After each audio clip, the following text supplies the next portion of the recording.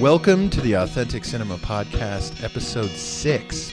Today we're going to be talking about David Fincher's 2023 film, The Killer. And I'm joined, as always, by my good friend and co-host, Bob Lyren. Bob, how are you? I'm good, man. I'm ready to get deep into the darkness with you and talk about David Fincher. This was your choice this week, and I just want to say, very interesting choice. And this is the first time we've done a film that was sort of released recently. It's fresh, and it's kind of fun to talk about a fresh movie right out of the oven. You know, it still has that new movie smell on it, which Absolutely. is nice. Not everything has been discussed and decided about the movie. I'm just going to level with you, Bob. Yeah. I wasn't so sure that this was going to be authentic, and I was skeptical, I guess.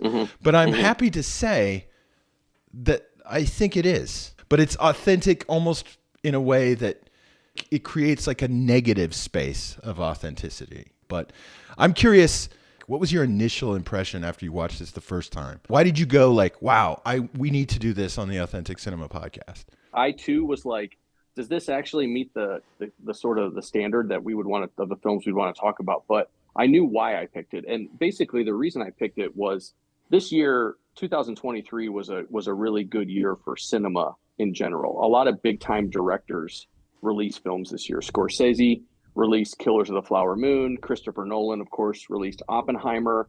And then there was like this Barbie movie that kind of like took the whole world, grabbed the world's attention. And then David Fincher released a movie, and he is a prolific filmmaker, and his body of work is cemented in pop culture and in sort of a critical analysis as an auteur filmmaker.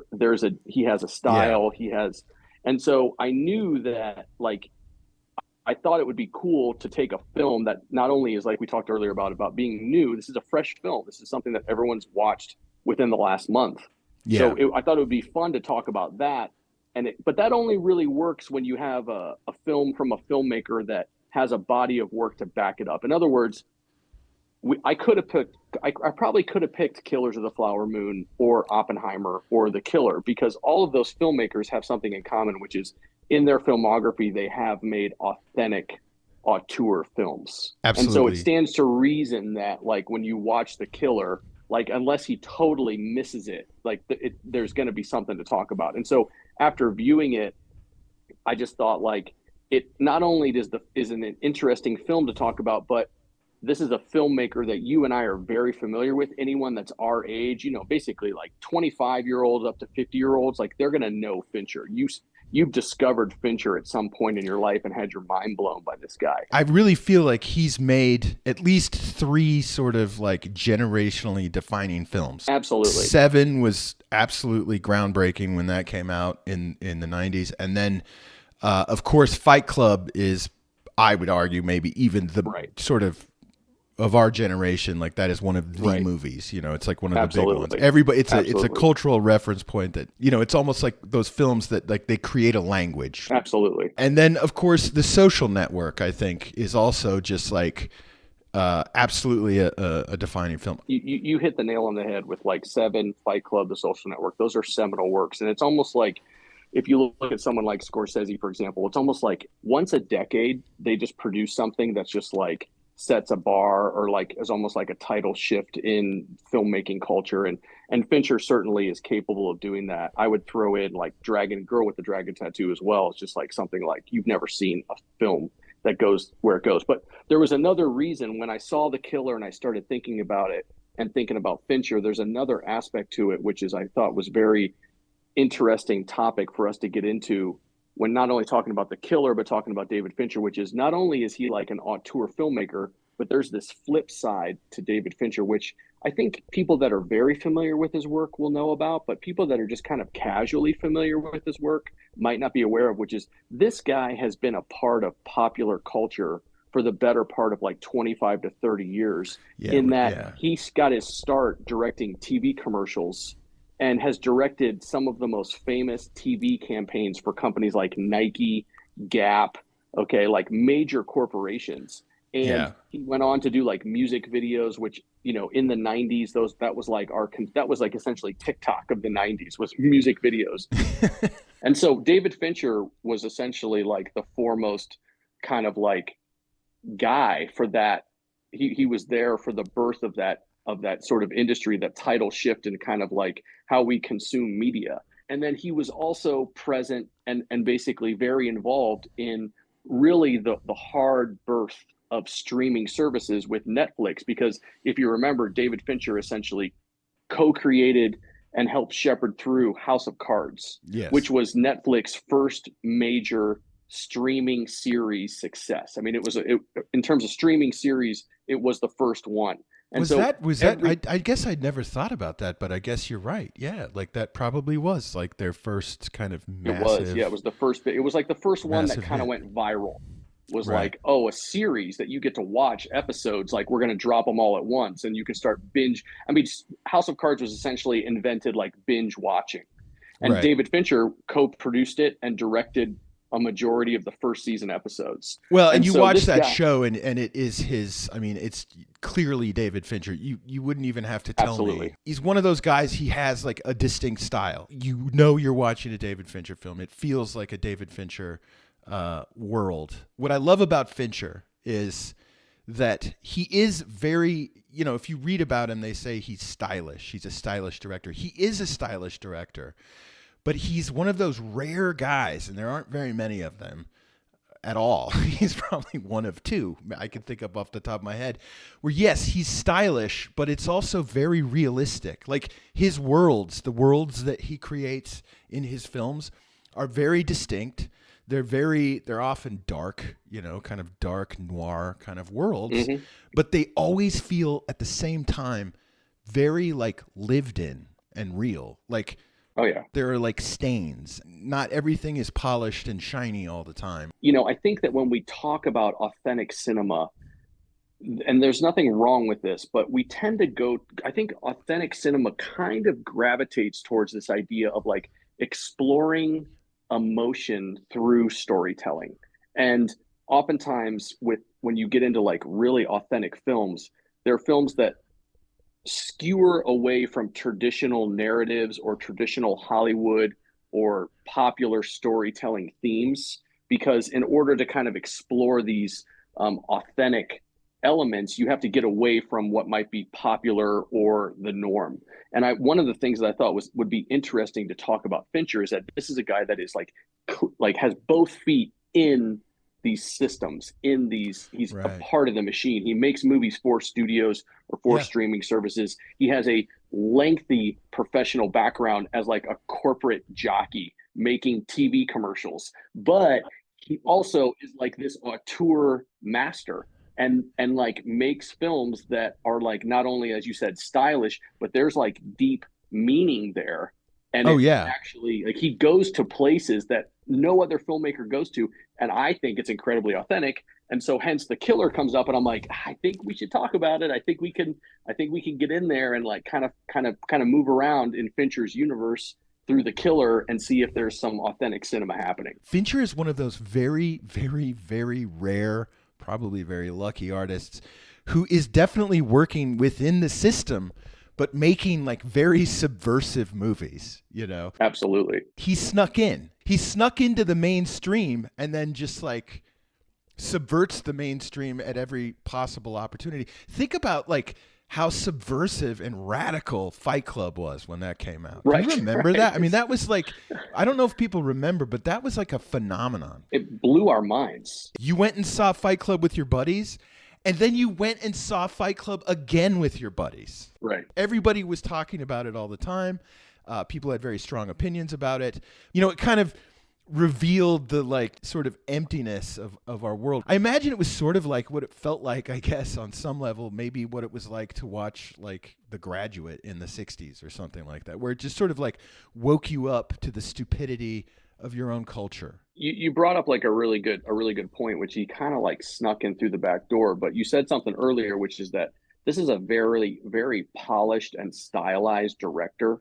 Right. And we're going to get into like Fincher the control freak, Fincher the perfectionist. But like essentially what he did was cut his teeth doing television commercials and music videos, which compared to a feature film in terms of like risk is much lower risk. And so he was essentially able to perfect his craft over like a decade and establish himself as like a reliable director in terms of like, it looks good. I know how to get a message across. I know how to make this look attractive to an audience. And so then I can start making films. But he's working, like you said, in commercials and videos, which, as we know, are very stylized. Right, exactly. And then he was able to take that style and then like, I mean, this dude's got his own sort of like as I know we're going to get into it, like dark perspective and like very twisted kind of like take on people and things that are happening. And he, and as you said perfectly, he was able to kind of take all the style and experience and sneak in through the back door. I mean, the other thing about Fight Club was that not only was it wild in its story and twists and presentation, at the time, it was like outrageous to people how like violent it was, and how grotesque it was, and like the themes of this like men just beating each other to a pulp. This is where we'll see a theme that runs through almost all of Fincher's film, which is the idea of alienation. People being alienated from themselves. That's why they're beating the shit out of each other in Fight Club, is because they actually want to feel something again. They've been sedated by this consumerist corporate culture. And I think Fincher, having come up through that, like you said earlier, he's like a corporate jockey coming up through that. I think that was him making his statement, like, let me out of this fucking corporate game now. Or him kind of like making fun of it and saying, guys, I know it's a joke. Fight Club is the perfect companion film for The Killer. Yes. But so to get into The Killer, I think there's a lot of different ways we can kind of jump into this film. And I think that one of the first ones that we should probably talk about is maybe what it's about. Really, I mean, the beauty of The Killer is the plot is super simple. It's very simple. Yeah, it's just basically about an assassin who is hired to do a job to assassinate someone. He messes up. He literally misses the shot, and his world is thrown into turmoil. And as a result of him missing the shot, someone that he cares very much about is almost killed.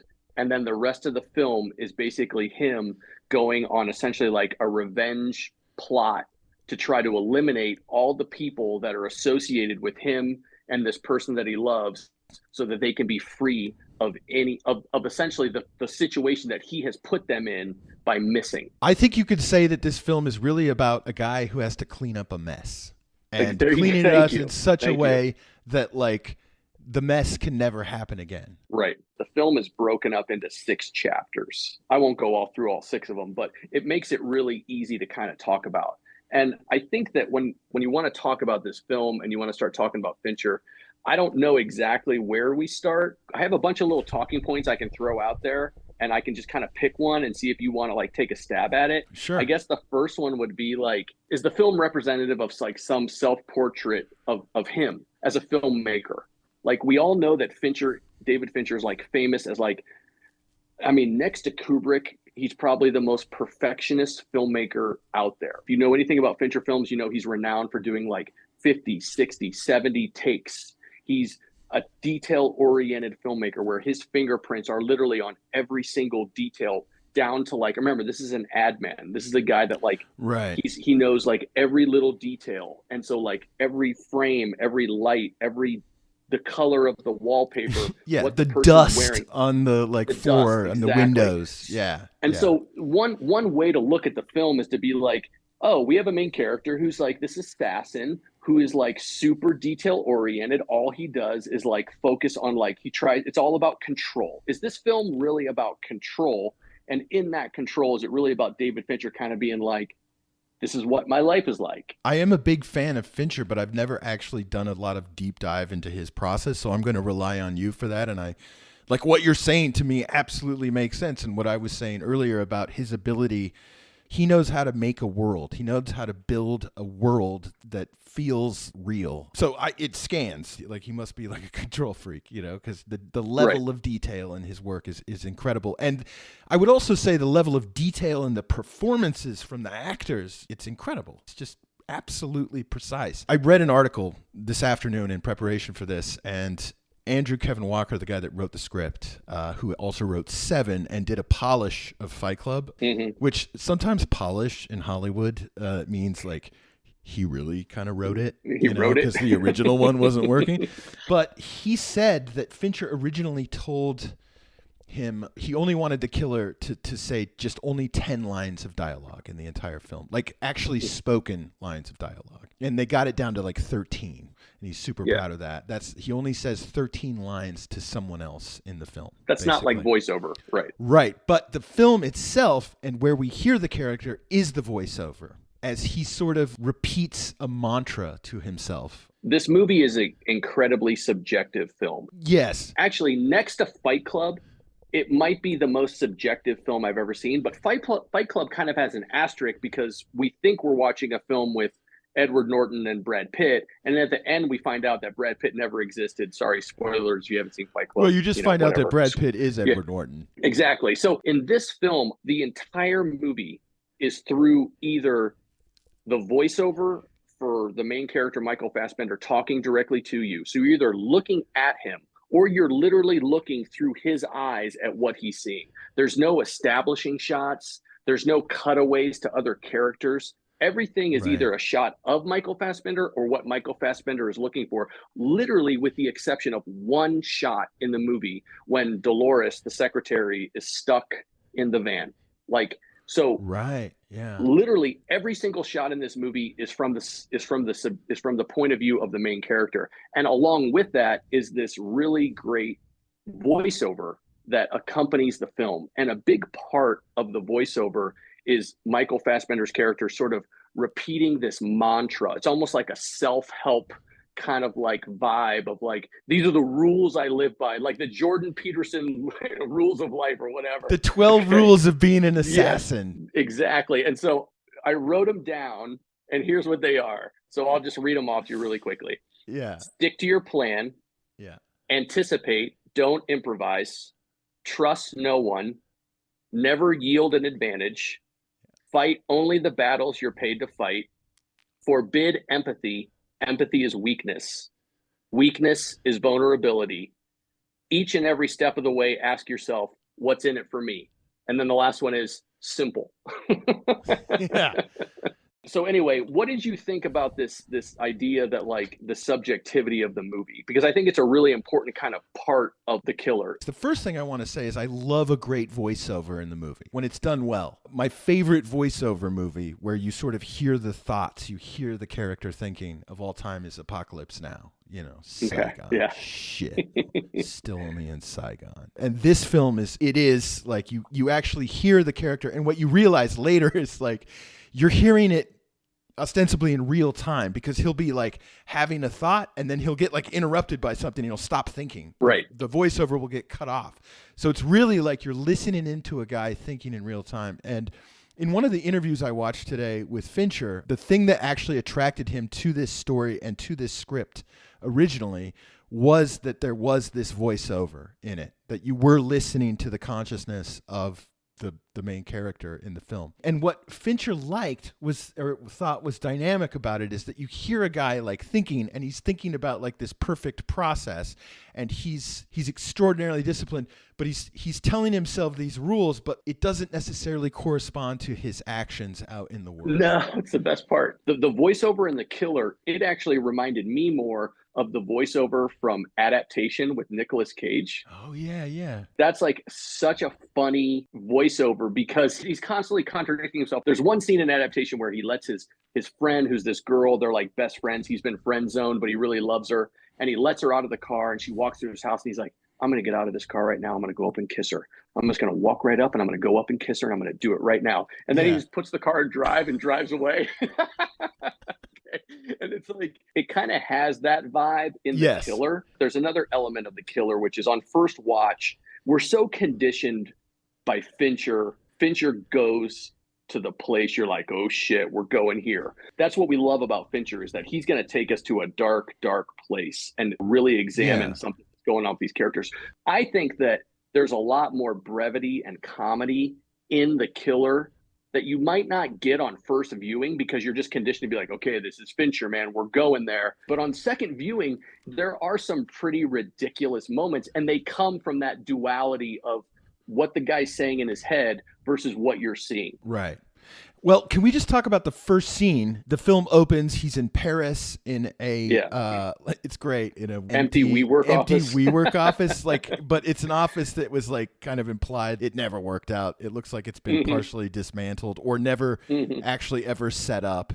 The whole first, what do you think? Like 10, 15 minutes of the film, you're watching him hunt and he's saying the mantra and you see him. He's just like extremely disciplined, right? Like, every movement of this guy's body is just precise. He's like a Swiss watch. That's the discipline it takes to do what he does. And it's not easy, you know what I mean? Like, I think he says, like, it's impossible to imagine how exhausting it is to do nothing. Right. Just sitting, being patient, and he's waiting. Again, is this not analogous to making a film? It's a lot of hurry up and wait. Yep. And then like, roll cameras and it's 4 seconds of excitement, then it's cut, and then it's just like sit back down again. Exactly. Well, and I think it speaks to what you're saying, this sort of meta narrative that's going on of Fincher talking about himself. It's so beautifully crafted, this sequence. Like, it just slowly starts to build. It's natural. He's about to assassinate his target. His target's got a call girl who's like dancing for him in a luxury hotel across the way. And you totally believe that this is a guy that will never make a mistake. And then he pulls the trigger and accidentally blows the prostitute away.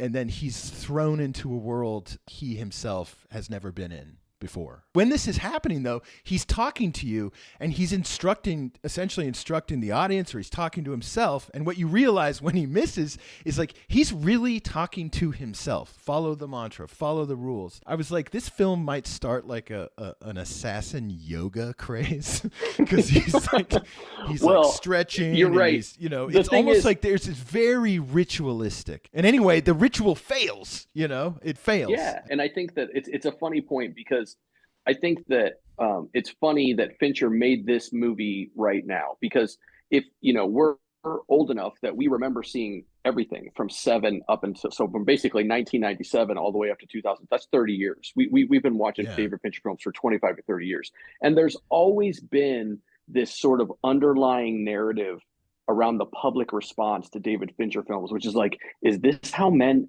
want to be? Is this how men want to act? Like, this is not what men are supposed to be. And it's funny because this film, just like the Fincher bros out there, they're just like, this movie is just made for them. Like, I'm this dude that like, I got my headphones in, I've got my mantras, I'm at my desk, I'm listening to the Smiths, like I'm reciting I see what you're saying. Stick to the plan and anticipate, don't improvise. Like, and there's all these dudes that are like, that's me, man, I'm an assassin. It's like, no, you're not, dude. Yeah, it's all those guys that like took Fight Club like way too seriously. Exactly. And for the record, guys, I was one of those guys. Yeah, we were like for a while. I was 19, of course. And I took it very seriously, but I sort of grew out of it. There is a whole sort of breed of guy that never grew out of that.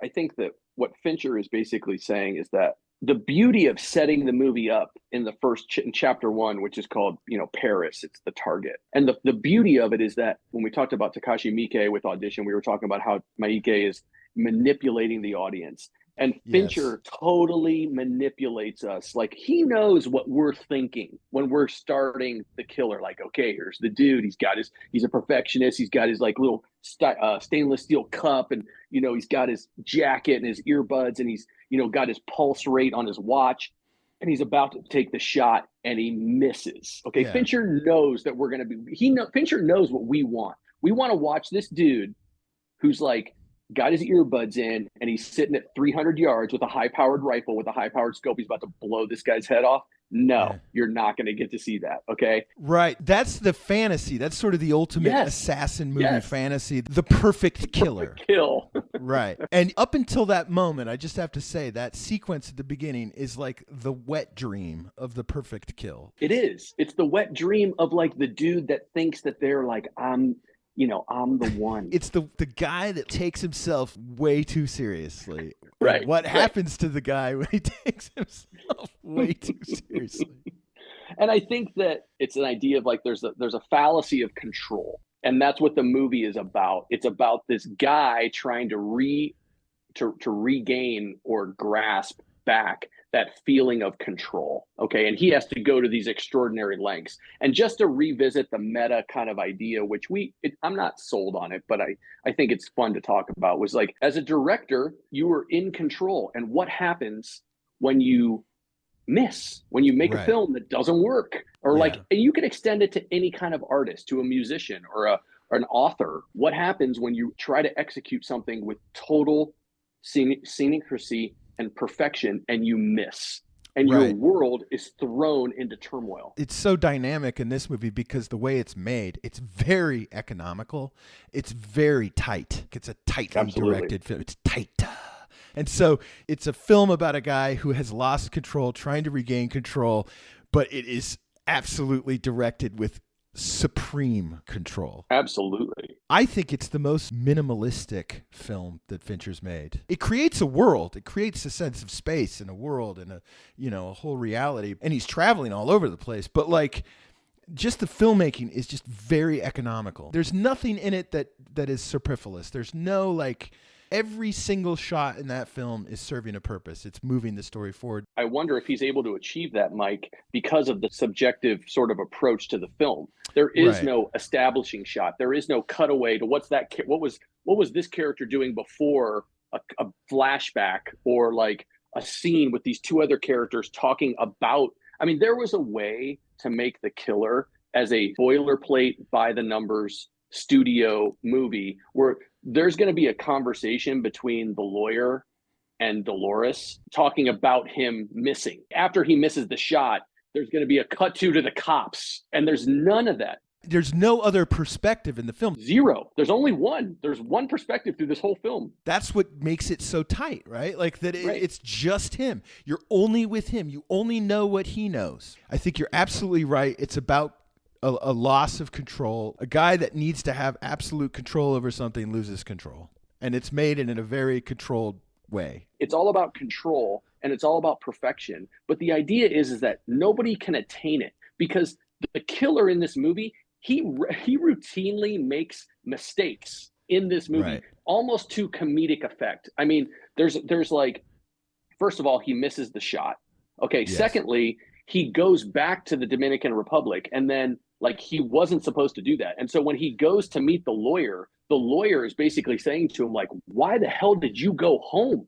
Like, you're not supposed to go home after this happens. Okay. And then with the lawyer, he like shoots him in the chest with the nail gun. And he's like, he should have like 6 or 7 minutes to live. And the dude just like dies right away. Yes. And then there's the dog, the right? Dog. And he does even say, he's like, this is based on an average. And he gives the dog like sleeping medication, red meat, and like Old E, like a Old E 40 or something like that. Puts that all in the meat, which I was like, all those things can kill you. I don't think it's fair to be like, he's not good, but I think that there's this idea between like, idea of perfectionism, of ultimate control, when in reality you don't have that. Okay, like this dude is like fucking this thing up from like the missed shot. One of the things I was thinking about was his line, anticipate, don't improvise. Mm-hmm. It occurred to me last night, I was like, that's the logic of like an algorithm. Can you give me 1 second? Indulge me. I want to read you something. So I was like, I had this thought last night, and I was like, please. Anticipate, don't improvise, stick to the plan, I said, is algorithmic reasoning. The killer is algorithmic. He gathers data on his targets, analyzes it, and models scenarios to optimize outcomes. The inner monologue at the beginning could be the inner monologue of the Amazon algorithm. And algorithmic reasoning involves a systematic, step-by-step approach to solving problems or making decisions. I asked Google Bard about this, so I actually asked the algorithm himself about this, okay? I actually asked it, like, does this represent algorithmic thinking? It was like, yes, it does. And it said, it involves a systematic step-by-step approach to solving problems or making decisions.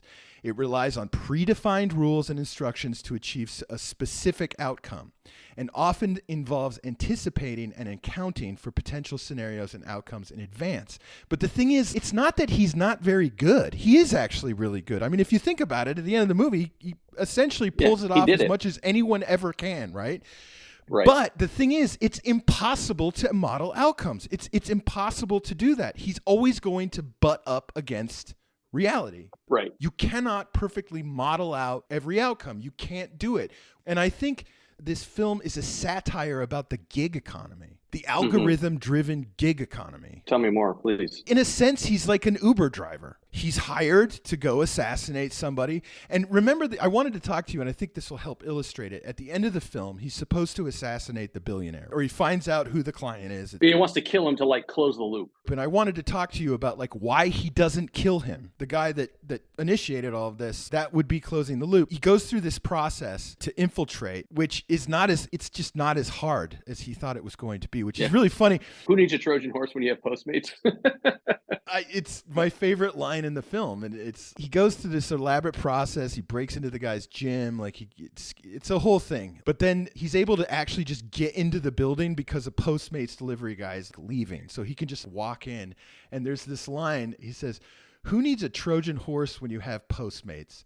Because everything's airtight until the billionaire wants Densuki watermelon." You know, and then it's just like he just walks into the building. He still has to use the key card and everything to get into the apartment, in the elevator, but he's able to just go into the building because the Postmates guy is leaving, which I think you'll find out later. Basically, he is a Postmates delivery man himself. So he breaks into the billionaire's apartment. The guy's on the phone. He has absolutely no idea who Michael Fassbender is, why he's in the apartment. He just thinks at first he's getting robbed, and then Fassbender kind of has to like remind him. He says, "Do you and I have a problem?" Right? And then the guy's like, "I don't know what you're talking about." And then he's like, oh, this guy wasn't thinking about this at all. He's ordered an assassination, right? I think this is hysterical. Like, this guy, essentially, what you find out is it's almost like he ordered Densuki watermelon. Yeah, he just ordered it like he orders Densuki watermelon. He ordered an assassination. It's like he was trying out a new app, and he's allowed to live because he doesn't actually have any information about anything. He's so alienated from the reality of what he put into motion. Just like when we order our pizza and they deliver it to us, we don't know what the delivery guy goes through to like deliver the pizza at your door. He's fucking ruined this guy's life. He's clueless. And that's actually like, I think what saves his life. Fassbender says to him, like, at one point, "I find it very surprising that I was able to infiltrate your apartment or your home. I come in here with a silenced pistol and you had no idea why I was here." Yeah, it's fucking brilliant. What you find out, though, is like he doesn't have any idea. He doesn't think about this. He's like, "Yeah, they told me that there was like an unexpected overage. Hedges told me," and the guy's name is Hodges. It's not Hedges, it's Hodges. He doesn't even have the guy's name right that he's communicating with. He said there was like an unexpected overage. He asked me like if I wanted to buy like an insurance policy. Basically. Right. So he doesn't know that he's ordered the assassination of Fassbender. He just purchased another insurance policy in case something goes wrong. He's like, I spilled a lot of ink on this, so like I just wanted to, cover myself. He doesn't know. He doesn't have a clue what he's done. Just like, when your Amazon delivery driver like could go out and get in a car accident or something trying to deliver your pack, you just don't know. Like, it's just like, why didn't my package show up on time? One of the fascinating things about this movie is the way that an Amazon locker or a trash can from the Home Depot, those are just as viable weapons in this world as the silenced pistol. Right. The way that the digital economy actually in this film is weaponized. You're absolutely right. Like, the digitized economy has just become, like you said, like, in addition to like being able to get a pair of sneakers or a lapel microphone that I'm recording this podcast with on Amazon the next day, I can also get instruments to use to like create havoc and kill people. And so basically what he does is he has to figure out a way to get into this guy's apartment, and he goes to the gym and he has to do a little bit of old school kind of like cloak and dagger. He steals a key fob from the janitor to break into the training room, but then he basically steals the guy's key pass that like he would use to get in and out of his building. And what he had done was ordered off of Amazon a key fob copier for like, and like he goes to an Amazon Dropbox to pick this thing up. Yeah. And he picks up, and then he goes to the gym and steals the guy's key fob and then like essentially copies it and now he can get into his apartment. He like, and it's just like, holy shit! Like assassins can use Amazon to complete he's using tools that we all have access to ourselves. He weaponizes a pound of red meat when he goes after the dog, right? He weaponizes the trash can when he kills the lawyer. But what else I think it's making a comment on is that the data trails that we leave behind us, he weaponizes those, right? The information itself is like the deadliest thing. Right. It's really the thing that's killing people. Part of the reason he's able to do this and get into the gym at the end with the billionaire is because of this like false sense of security that this billionaire has. He projects an image of security, right? Like he's in this super secure building, but like if he wants Tensuki watermelon, like you can get into that building right away. In other words, there's this sort of like the digital instruments we use, like these digital tools and this digital technological womb that we all live in, sort of tricks us into making us feel safe, I think, feel secure. It presents an image to us that we are secure. Well, actually, like what it's really doing is like really just sort of alienating us from the dangerous world that is out there. So it's sort of like luring us into this sense of security. Well, what we're actually doing is putting all of this information out into the world that can be used to actually kill us. We're actually less secure. And I think this film makes comments about that. It's a satire about that. I think you're right. It is a satire. And it is the director of this movie giving us a wink and a nod to this idea. Because where did he get his start? Directing TV commercials, working for corporations to promote their products to sell to a mass market. I mean, like, this is a guy that's like, don't believe in this shit too much, dude, because like assassins can use it, murderers can do the exact same thing that you're doing. The logic of anticipate, and what is it? Anticipate, don't improvise. That is the logic of a corporation par excellence. Gathering information, analyzing that information, and then modeling out projected possibilities for the best outcome. A corporation or an algorithm or something like that, it cannot improvise. As a killer, though, I was thinking about this too. As a killer, if you're going to go kill another human being, right, and you're going to be good at it, and you're going to actually get away with it, and make it into a career like this guy. If you're going to go be an assassin gig worker, you have to be able to shut the like empathetic parts of yourself, the improvisational parts. You have to kind of turn off your humanity. You have to kind of turn yourself into an algorithm. You hit our pivot point perfectly, because like you just said, to be this killer, you have to turn off the empathy. And the question is like, I think that ultimately that's what, when I talked earlier about kind of like this duality between like what we see the guy do and what we hear him say in the voiceover, is that there is a struggle not only for him to kind of regain control, but what is it for him to regain control? Really what it means is like, he is essentially what Fincher has done, and I'd like to hear your take on this, is like, is this the most emotional film that Fincher has ever made? Because Fincher is renowned and sort of known for making like steely, dark, like void of emotion, like we're going to dark places. Like it's Fincher characters and Fincher stories are often about people repressing their emotions and expressing them in different ways, like beating the shit out of each other or screwing each other over billion-dollar companies. And this movie, my take is that this is actually Fincher's most emotional film, because essentially this guy is on not only this quest to regain control and to take accountability for the shit show that he has created, but it's motivated by essentially to protect someone, the one person he loves the most, which is just a plot point. She's not a main character in the film. We only have like one or two scenes with her, just kind of set things up. But really, this is about a guy that he struggles with his emotions coming through his work, and like how, and like, to be a human being, basically, like in order to do this, he has to recognize that he's being motivated by revenge and love. And I think that what Fincher is a common thread, I think, through all of his work. He looks at alienation, how people are alienated from themselves. The most like sort of purest example of that is Tyler Durden and Edward Norton and Brad Pitt in Fight Club. This guy is so alienated from himself, he creates a completely different construct. And what happens at the end of 7, Mike? What happens at the end of 7? Brad Pitt is standing in a field, and he just was told by Kevin Spacey that he chopped his girlfriend's head off and she's dead. And Brad Pitt breaks down crying, and then what's he do? Heals himself, collects his nerves and blows his head off, and then just shoots him, which is what the guy wants.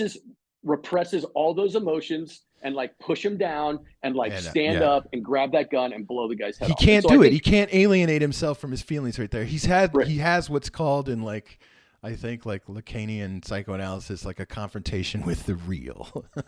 I love that. He just can't, and it bubbles up, and that's part of the killer's calculation, I think, if I remember correctly in that film. I'm glad you said that word alienation, because it kind of brings me to one of my favorite sections of the film, which is it's the 5th chapter, and it's called Chapter 5, New York, the Expert. Yes. And this is when he goes to assassinate Tilda Swinton. Okay. Yeah. And he travels. This is after the Florida scene, which is we haven't talked about the fight sequence yet. Hopefully we can get to that really quickly. But in Chapter 5, he goes to kill Tilda Swinton, who was one of the assassins that went to the Dominican Republic and ended up hurting his girlfriend. And it's a really interesting sequence of scenes. It's only 3 scenes. But what happens is that what he finds when he tracks her is that he finds a woman who does the same job that he does, but she is living a completely different life. She lives, as he says in the film, she lives amongst the normies, just outside the city. She has a house. There's a masseuse leaving her house while he's surveying her. Okay. Yeah. And then she drives into downtown to the waterfront restaurant and has a private table where the chef knows her well enough that she doesn't even order food. He just sends food out. She has her own bottle. She has her own bottle service there. And and she is fully taking advantage of the fruits of all of her labor. Okay. And there's a big kind of the whole point of that scene is the killer is confronted with what he could have been. And it's a serious threat to his whole existence, because he lives by this mantra, stick to your plan, anticipate, don't compromise, trust no one, never yield an advantage. Okay, he fucking goes into hotel rooms and puts glasses on top of doorknobs and sits in a chair upright and sleeps with a knife. Okay, and he cancels flights based on a guy's socks. Okay, and he's just living in a state of constant pursuit of control and perfection. And then he goes to meet an equal, a woman that does the same job she does, and she's fucking living it up. She's got fucking whiskey, and the waiters making small talk with her, knows her by name. And I think when he sits down to kill her, or he sits down to have a conversation with her, it's an affront and it's a threat to who he is, because there's emotion there. And it's actually the most emotional point in the film, because she's basically trying to sort of talk her way through her inevitable death. Yes. That she knows she's about to die. But she's confronting him with these emotions, and he almost breaks. You can see it in his face. Well, he does. Remember, he at one point, I wish I could remember the specific line, but he takes one of the whiskeys. And I think it's because it's after she is sort of in a very polite way pointing out to him that this is all his fault. She fucked up somehow, and she's sort of astonished. She's like, wow, I thought I was so good at this. I never thought I would be sitting here in this situation. And yet here I am. And she's kind of telling him this is your fault. And he kind of acknowledges it. And that's when he decides to take a drink, I think. Because he's like, you know what? Right. You're fucking right. This is all because of me. Yeah, you fucked up my girlfriend, wife, really bad. But I understand that in the sort of world we live in the industry we work in, that's to be expected. She points that out to him. She's like, we've all had to work through civilians that got into the way. You know that. Right. She confronts him with the fact that it's his fault. So how do you think that kind of ties into his emotional? She says something that she kept saying something there, which she talks about how she will become a ghost that will haunt him. I'll haunt you. The last thing you'll think about is me. And I think Fincher, they made this choice to give her platinum blonde hair. She's kind of ghostly already, kind of a little bit in terms of her look. And I think he's confronted. For the first time, he hasn't sat down and thought about all of these things that are going on. That's his fault. Yes, Tilda Swinton and the brute went and like fucked up his wife or his girlfriend or whoever she is. Like they did that, but like it's not their fault. Right. That's their job, and he can't use that against them because he has the same job and he's done the same thing. It's just this time it happened to him, but it's not personal. Like the only personal responsibility in the situation actually lands with him because he missed his shot. He made a mistake. And I think that when he's like, because his whole mission, the whole modus operandi for him is like to trying to close this loop and like, you know, to regain control, as we talked about. But like, you know, in a Tarantino movie, this would be like the revenge plot, you know, like This is going to be about like this dude going out to exact revenge, like Kill Bill or whatever. But like the thing I think that's interesting about this scene in this movie is that I think that there's like an element of like shock and jealousy with him. Like when he can, like, she lives in the suburbs. Like she has a house. He doesn't even, you know, he has a house in the Dominican Republic, but he sleeps in hotels, sitting up in chairs, and he flies coach. You know, he eats hard-boiled eggs and McDonald's McMuffins. He buys the McMuffin and he just eats the meat patty. He's in Paris and he's eating at McDonald's. And I love that because, like, as a guy that's never been to Paris, let me tell you, when I think about Paris, I think about, like Parisian food and these cafes with croissants and sitting and having coffee. Well, let me just, because I have spent a considerable amount of time I haven't lived there, but I've spent a lot of time in Paris. I have friends in Paris, and it's kind of when we're talking about Japan and the stereotypes are real, sort of like, well, that stereotype in Paris is real. It's all about good food and like sitting at the cafe after work with your buddies with the tables facing the street so you can see the life going on. And like the fact that he's just living in a room and the only thing he's eating is a McDonald's sausage patty, it illustrates the just extreme discipline of what he's doing. And I think when he sees Swinton and her life, he's like, do I need, like, she has none of this discipline. Like she gets massages and is on a first name basis with the waiter. What the fuck am I doing? Yeah, but she's also going to die. That's right. That's true. She got soft. He found her. So just to jump back, because we gotta talk about it. In chapter 4 of the movie, you know, the movie's broken up into chapters. And chapter 4 is Florida the Brute. And that's when he goes to kill the heavy, the muscle that went with Tilda Swinton to try to kill him and ended up, you know, almost killing his girlfriend or his wife.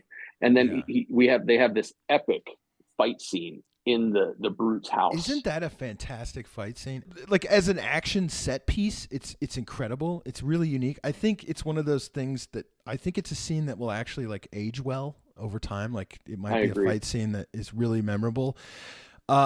What I love about it is it follows kind of like the Die Hard principle, like where things look like they really hurt. Although I have to say, like getting punched with that much force might actually like kill you. Fassbender takes a couple of shots. I'm like, that would probably knock you out. I might kill you. You know what I mean? Like it's so brutal. But I think again, it's lining up with this theme that we were talking about earlier. This sort of like, okay, like you've modeled this out, like you've drugged the dog. Hopefully you've killed it. But if anything, that scene illustrates at a certain point you're gonna have to fucking improvise in this world. And we see how viscerally like painful and dangerous that is. It's a beautifully choreographed scene. It's terrifying too. It's actually terrifying. Yeah, it is. It's one of those rare scenes where like you could like pause your Netflix and you're like, well, there's 45 minutes left in this movie, but he might die right now. Yeah. It's so up in the air. That moment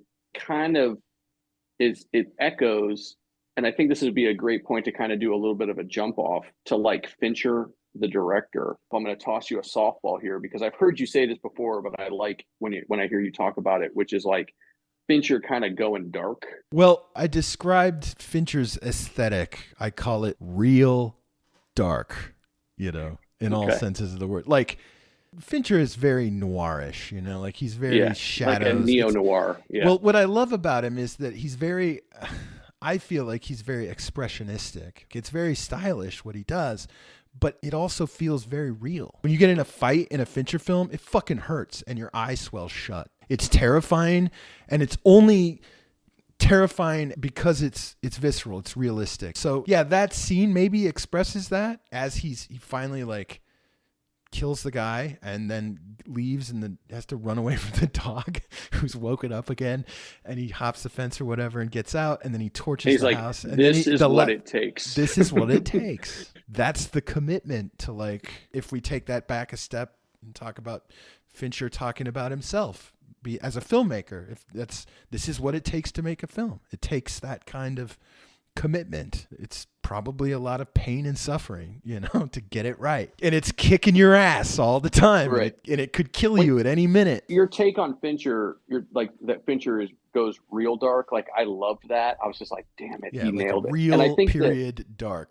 Period. Exactly. And also real dark. It's real dark. Yeah, it's real dark. You can barely see it, which is beautiful. But like real period dark is like what I love most about that take is that when you think about Fincher's other films, like I think that The Social Network to a certain degree, but if you go back and watch The Girl with the Dragon Tattoo, what you have is like humans that people that we can identify with that have to go to these places, like these unimaginable places, like not only like physically, but emotionally, where it's like, dude, this is going to destroy your soul. Like you might make it out of this, like you're going to get out of the basement, but like you're irrevocably damaged for the rest of your life by this process. Okay. And like, I think that what The Killer represents is like a new take on that. Like the apex of that for Fincher was probably Girl with the Dragon Tattoo, which is just like, Jesus, man, these like no one survives this movie.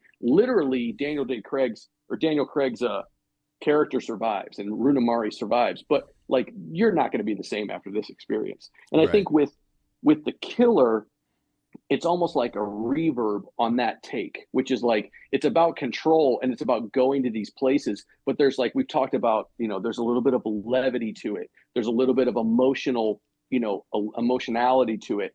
And like it's still dark, but like he kind of spun it a little bit. And I think that might be almost closing the loop on this whole conversation is like what made this film kind of authentic was like him having, the film is analogous, or it's an analogy for control, for the process, and it's for the character, also for Fincher, but also for like the human experience. As you pointed out so eloquently with like this idea of like anticipate, don't improvise. I think that it's all about this process that we're all going through. And I think that he illustrates it so well. Also, it's what he does is so cool in the movie is like he's able to hide in that digital world. He has all these different identities, right? And it occurred to me on the second watch, I was like, oh, these are all like 70s and 80s like sitcom characters.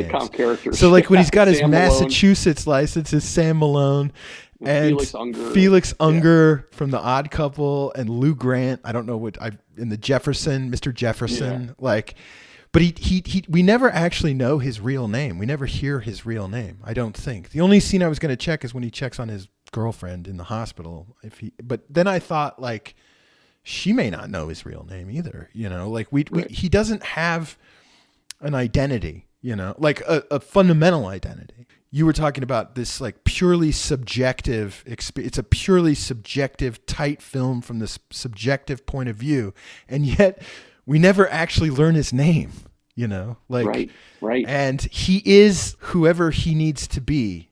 And the corporations and the businesses and the people and the customs agents and everybody, like, whatever they need him to be, he shows them who they need him to be. Right. And so he's always able to like pull it off. And I think, who is he? Like, he's almost like he's like pure camouflage. Almost like an algorithm, right? Like he's just a certain logic. I love when he talks about how he chose his camouflage and how it was based on a German tourist. People avoid German tourists like the rest of the world avoids mimes.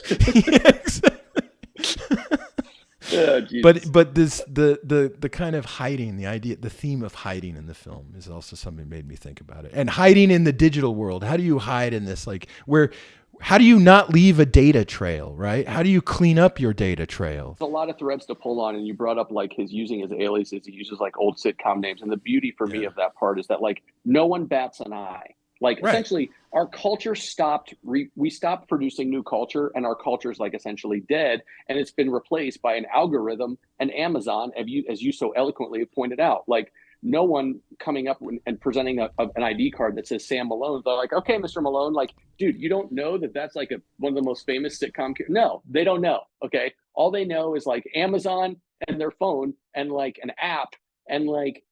That's the whole idea. Well, and the image of him is more important than what he actually is, right? As long as he's presenting an image of who he's supposed to be, who they expect him to be, then he can remain hidden, right? Right. He remains in disguise. And I think that that's true to all of us. Like, think about all the different people we are now, right? Think about the Instagram version of Mike Barron. Then think about the LinkedIn profile version of Mike Barron. And the work version. And and then the guy I am at work. I think there's some commentary like going on with that. How our identities now are like so fluid. And then what's the central, like the actual, is there like a core subjectivity, right? Well, maybe the core subjectivity either doesn't exist, or maybe that's the main character of the film is this voiceover that we're listening to. And yet that core subjectivity doesn't align to what the real world is confronting him with. And I think the beauty of it is that the guy that's showing all of this to us is, to bring it back to the beginning of the podcast, is this guy that cut his teeth helping to build this early versions of the Matrix. Okay. Like, he was the one directing Nike commercials and Gap commercials, and now he's the one that's kind of pulling the curtain back and being like, "Do you guys see what it is, right?" Yeah. And he does it in such a stylish way. He subverts it and snuck in through the back door, and then has like basically spent the last 25 years exploring it through real dark themes and ideas, and for all of us to enjoy. Yeah, I think the line, like, this is what it takes, maybe it's a way of saying, like, if you want to be outside of that sort of digital machine, okay, like this corporate digital algorithmic machine, this is what it takes. Mm-hmm. This is the effort that you're going to have to like put into it. If you want to go clean up your data trail, folks, this is what it takes. I want to just end it actually by asking the question quickly, like, it's not a quick question, but is it really a revenge story? Because I think it's not so much necessarily a revenge story. It's more about a guy that is trying to create perfect security. Absolutely. I think that, to answer the question, I don't think it's a revenge story, because the revenge story is like, I earlier I referenced like Tarantino. Like Tarantino makes revenge films. Okay. Yeah. And like, that's not what this is. I think that there's like, revenge is an easy way to kind of categorize it, but I would say I'm way more inclined to be like, this is about control and regaining control. Yes. And like the revenge is a pretty crude way to look at it. Like, he's not trying just to avenge these people that wronged him for the sake of his honor or something like that. No, it's more about him trying to protect himself, actually. Exactly. It's more about fear. Exactly. And love.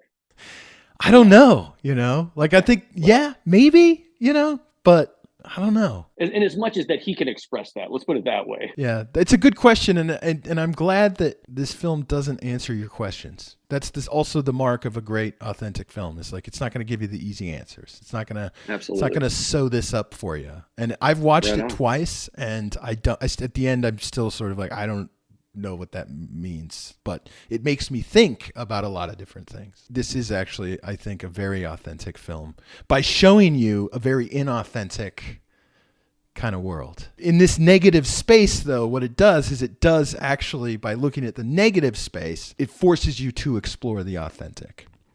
And I think that, the one of the reasons I picked it, and I'm glad we watched it and had this beautiful, amazing discussion about it, is because one thing that goes hand in hand with authenticity is this idea of like auteur cinema, like the author of the film and like these auteur filmmakers. And so inevitably this podcast is not only a conversation about authentic films, it's a conversation about filmmakers. And so like, to open up a 2-hour discussion about David Fincher, there's nowhere I'd rather be than like in the middle of a 2-hour conversation about David Fincher.